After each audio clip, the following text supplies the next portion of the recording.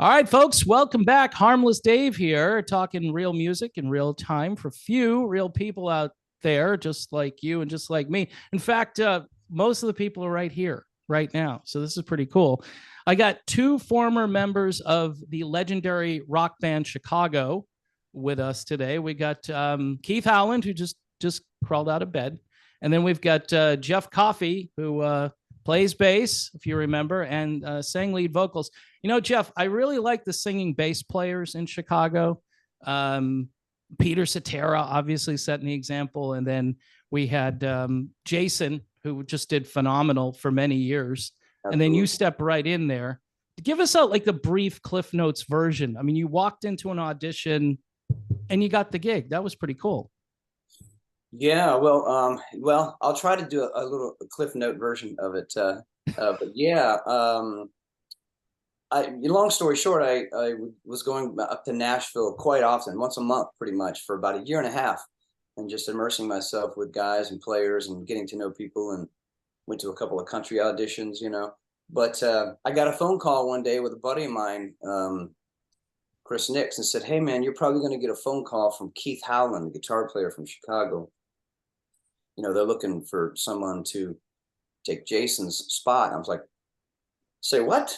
Chicago. And so, Keith called me, and we talked, and we instantly hit it off. It's like we're, coming from the same place musically. I think we had a lot of similar taste in music, and we just hit it off. And so I did some video auditions for the band.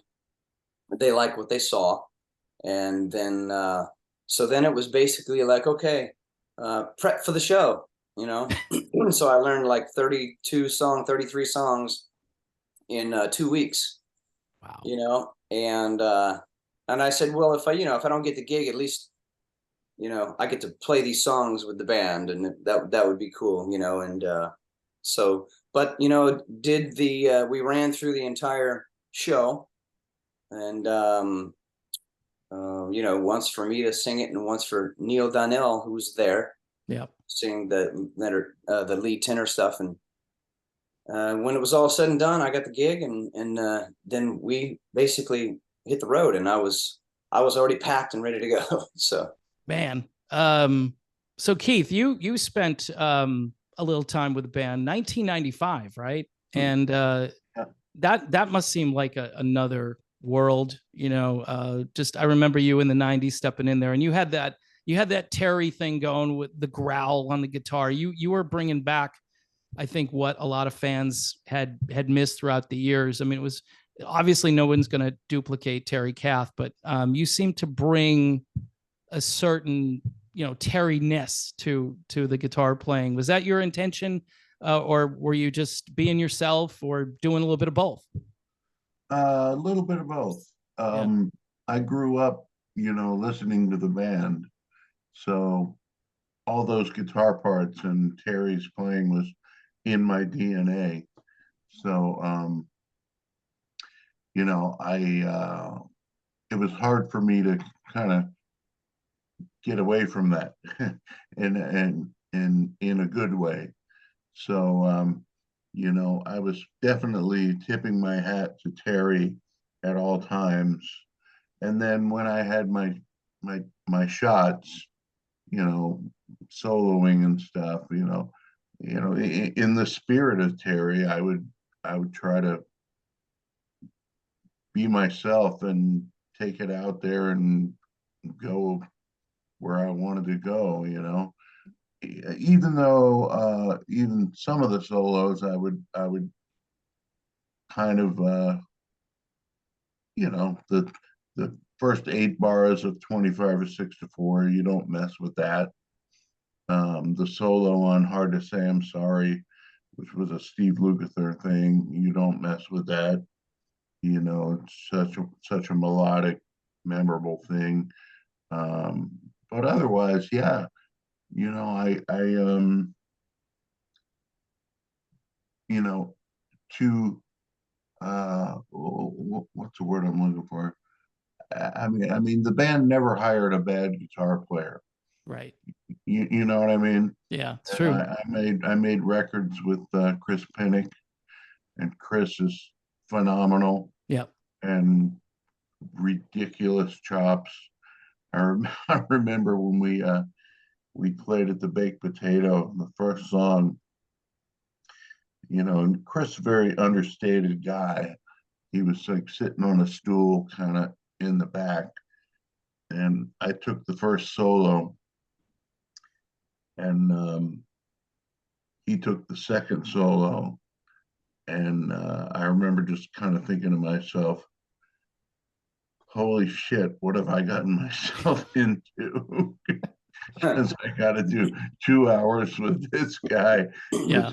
Just, man, he's like, Well, Chris Pinnick, I'll never forget his famous quote when he got fired from Chicago was he got a note and he said, "Yeah, the band I guess is looking to restructure for next year."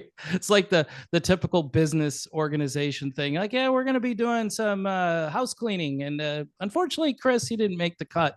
So that was kind of strange because, like you said, I mean, all of them. Dwayne, people forget about Dwayne, just incredible. I was Wayne see was that's great.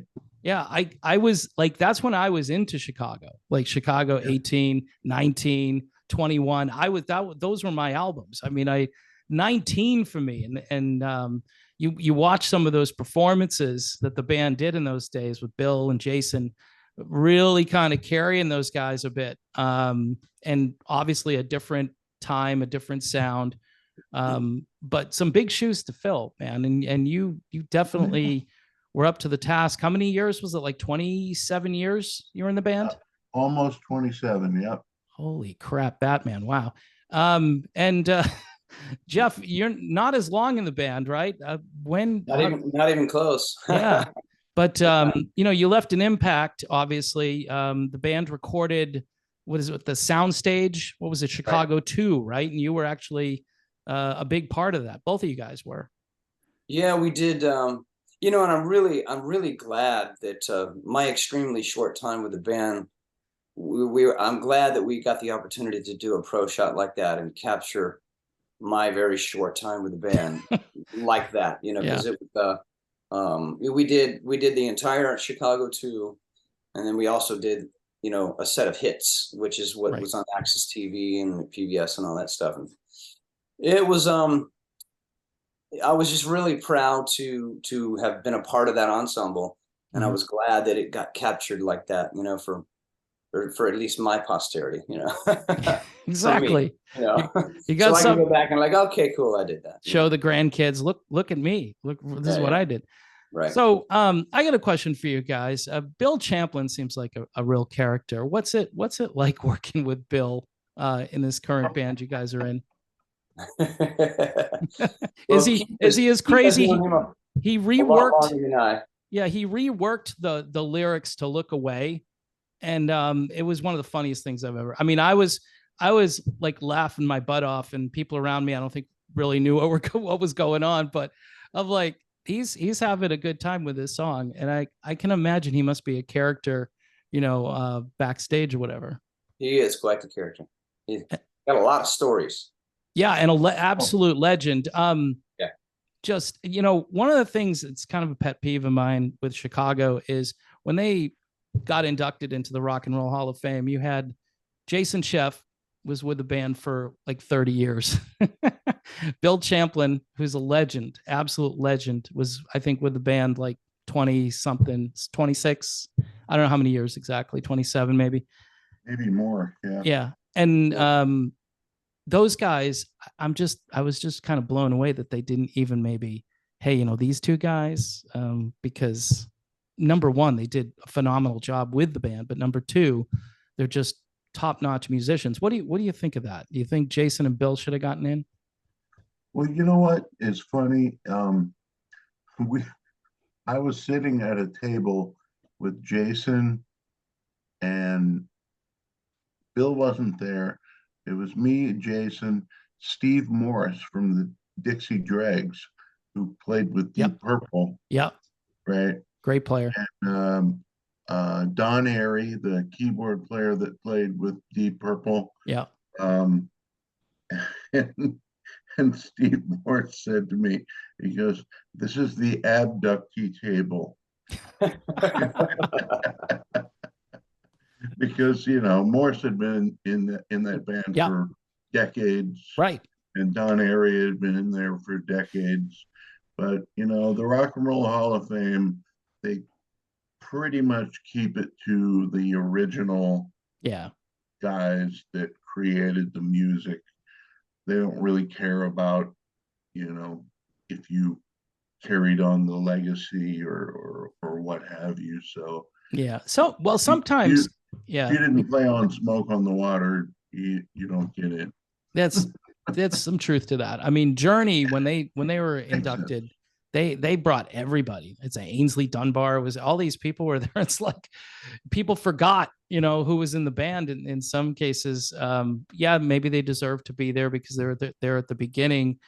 But man, I just look at the contributions of those guys, and you guys know that music meant a lot to a lot of people. Say the next, they have different like Mach 2, Deep Purple, and Chicago had a few different Mach versions, and like the Keith Howland years, and then you had before that you had Dwayne Bailey. But Chicago's been a band over the years, for better or worse, that they changed personnel quite a bit, especially lately. And you guys, I think it's cool that you're carrying on with the players. Now, tell us about what the players are, in case people don't know, and who's in the band, and will there be any additional members out there who might join the band at some point?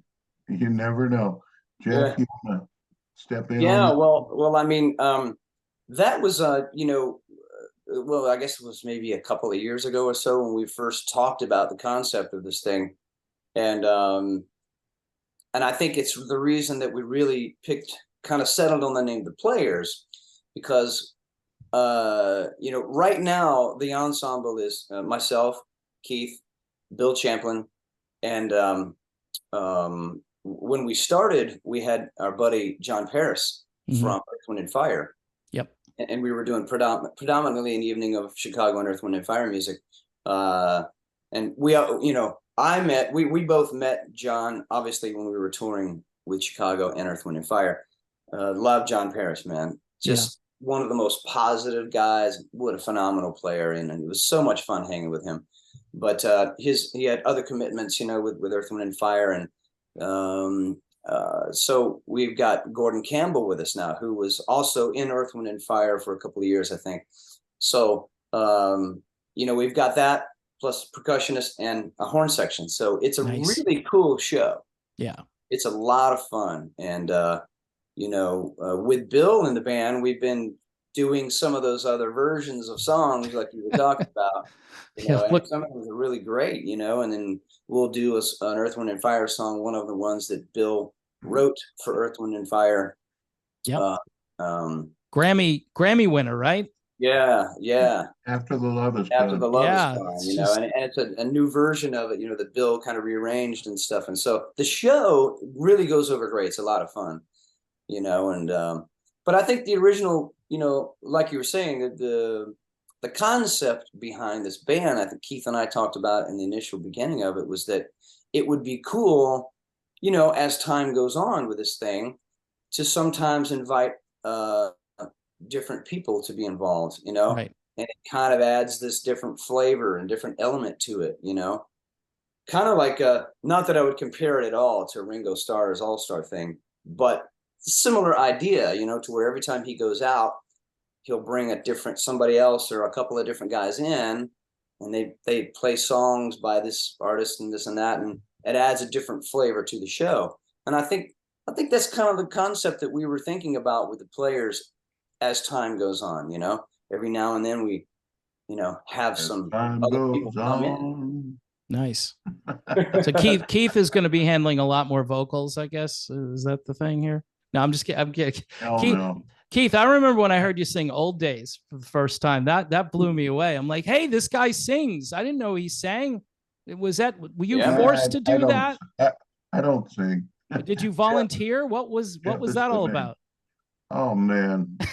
So, all right, I'll give you the Cliff notes. We the got to keep promoting the players here. Cliff Notes version. Yeah, it was probably the late '90s, and Jason had full-on laryngitis, Ah, there you and go. we were at Caesar's Palace in Vegas, and I always took the high harmony vocals, but most of it was falsetto.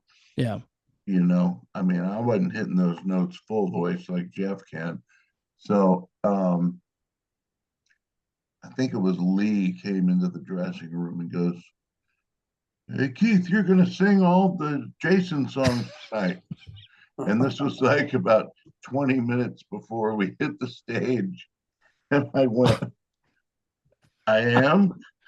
So I went out there and I just, Good pair of story. pliers and a blowtorch, and I and I just did the best I could.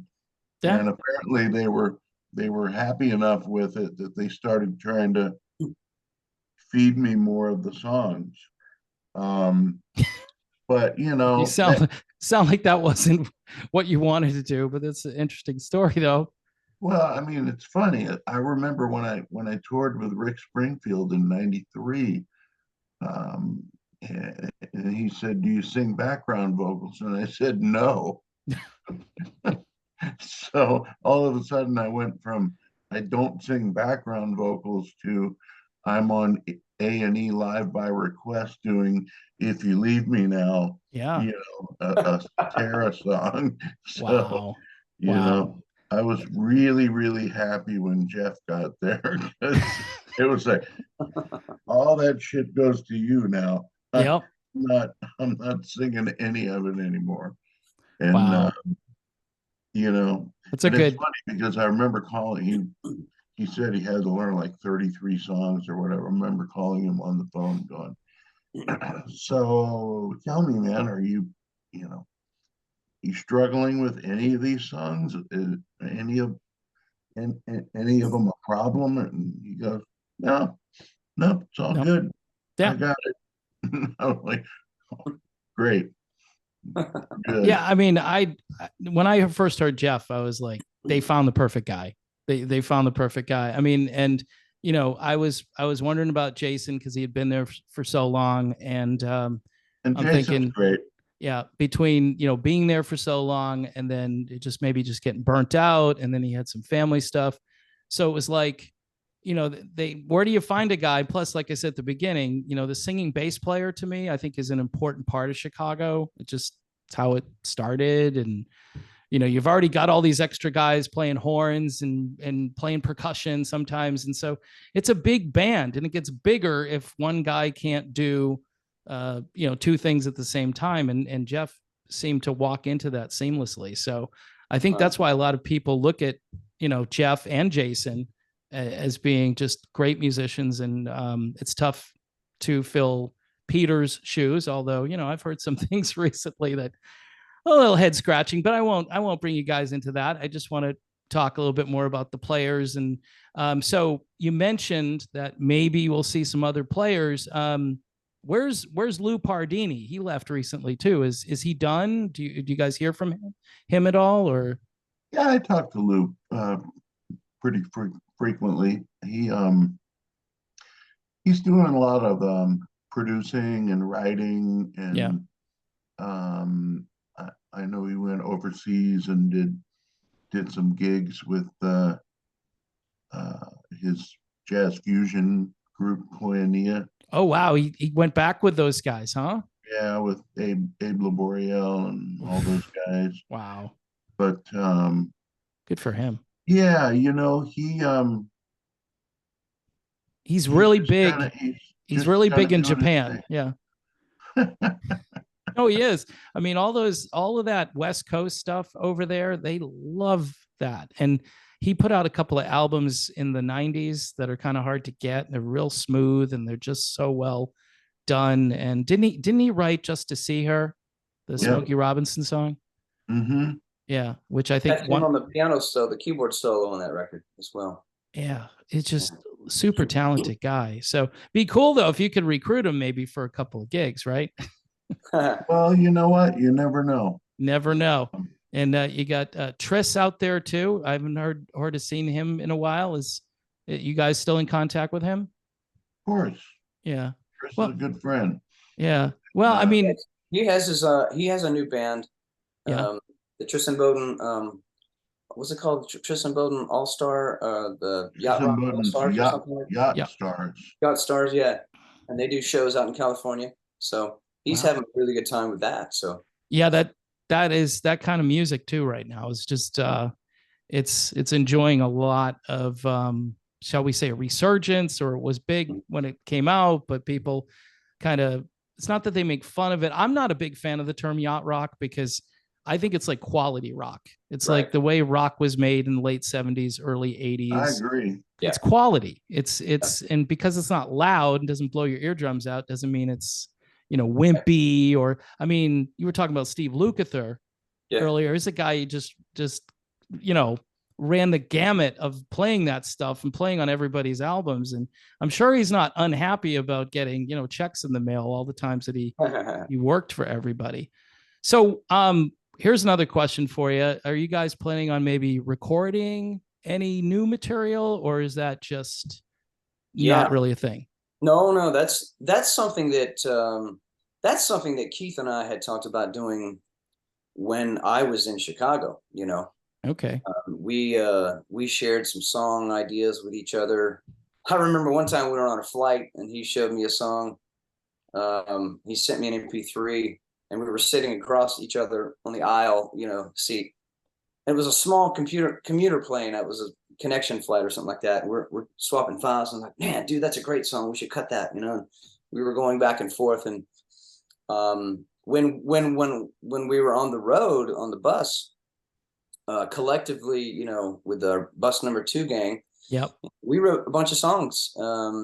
We were thinking about recording something, but yeah, that's something that Keith and I wanted to do for a long time. And so we're kind of, you know, we're talking, we're kind of gearing up to do that. Maybe, you know, write a record, finish a record, and get in the studio sometime this year. That's something that I'm really excited about, you know. That's cool. It sounds cool. And would you be using other guys, former Chicago guys, or just would it be just you guys doing it? You know, I don't know. You can never say never, but whatever we do, we want it to have its own identity. You know, it's going to be its own thing. But you never know. You may have, you know, call different guys to come in and track. Who knows? You know, it's just completely up in the air right now. Yeah. Well, sounds like you guys are like an old freeform jazz band or something. You're just gonna play it by ear. Somebody shows up, come on in. You could be part of the crew. I mean, you've got a great band, but these guys are kind of interchangeable. Do you guys have a lot of gigs lined up for 2024? Well, we're working on the schedule for that for this year, but we do have some upcoming shows in next month that we're excited about. Yep. One of them is in your area there. That is correct. Yeah, it's at the Calusa Sound Amphitheater. I bookmarked it here just to make sure I got the name right. And it's right down the road from me. And it looks as though, Jeff and Keith, that I will be in the audience that night. That's Friday, February 9th in Fort Myers, Florida. And we're praying that the weather here will, I mean, it's been a bizarre winter here in Florida. We're having all this rain and it's been cloudy and cold. So hopefully it'll get it all out of its system before February 9th and people will come on out. Yeah, I hope it's going to be good weather because it's a really cool outdoor amphitheater right on the water. So it's a great spot. And I think sales are going pretty good so far. And, you know, so we're looking forward to that show. And then the night before, on February 8th, for the people on the east coast of Southern Florida, we're going to be at the casino in Dania Beach, Florida, on February 8th with the Players. So that's going to be that weekend is going to be some fun shows for the Players. Yeah. Excellent. How's Bill doing? He's getting up there age-wise. Is feeling good? Is health good and everything? He's doing good. Yeah. Good. Yeah, I mean, had some surgeries and you know, and but he's recovered, you know, and well, there's a lot of guys out there, you know, they're kind of calling it a career. Some even younger than that. You know, it's kind of sad because it's the music I grew up listening to, and I complain about it all the time, that there wasn't like a next generation of this kind of stuff. So with you guys out there, one of the reasons I think you'll do well here in Fort Myers and wherever you go is because people, they still love this music. They love it. They love seeing you guys, the familiar faces, and great playing and great singing. It's kind of a lost art form a little bit. I mean, it's out there in places, but you know what I'm saying? It is. Yeah. You know, yeah. Well, these shows have been going over fantastic. Every time we play a show, you know, whether it's an outdoor amphitheater or a theater, it goes over great. I mean, the crowd, like you say, the crowd is into it. The energy level, especially like towards the end of the show, it's fantastic. So, you know, we really like how the show goes over, you know. Yeah. Well, I think with a catalog that you have to choose from, you guys are doing EWF stuff too, obviously. So that's really awesome. You get and I think, isn't this year Chicago? Aren't they supposed to go out with Earth, Wind, and Fire? So you guys, yeah. So we can go and see you guys. We could save maybe a little bit of money and be a little bit more up close and personal, right? And you guys are accessible. You're not like these egotistical rock stars. So, you know, right? So they say, you know. No, I'm pretty egotistical. Yeah. But, all right. So if someone approaches you, you can blame me. Say, right. guy on YouTube said you guys were nice. And what happened here? So we just did a power trio gig in at a place called the Funky Biscuit. Yep. And we just did like all kinds of random Thin Lizzy, Styx, Paul McCartney, you know, just blew through a whole bunch of tunes, and it was a blast. You know, it was a blast. No rehearsal. None. Wow. Zero. Wow. We just came in and did it, and it was that was a lot of fun.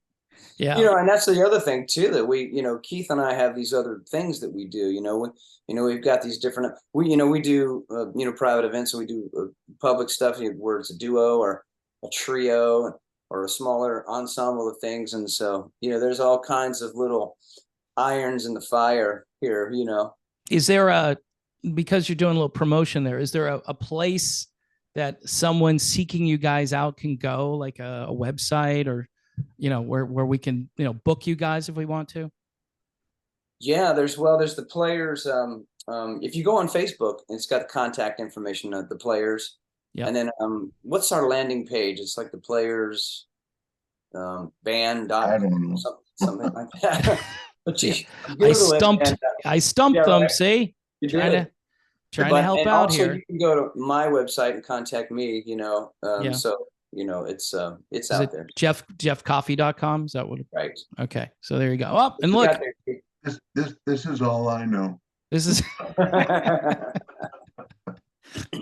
Oh man, Keith, it's awesome to have you, brother. I'm glad you showed up for this. And Jeff, as always, I wish you guys, both of you, a great 2024. And if you ever need anything from me, a plug, a shout out, another fun interview like this where we just keep everything light, just feel free, guys. You guys are always welcome here, and I can't wait to see you guys perform again in concert February 9th.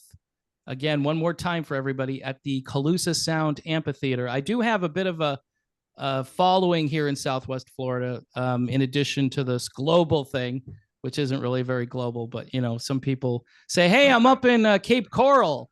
Why don't we'll go out and have breakfast?" I'm like, probably not, but you know, maybe you guys should go see the Players instead.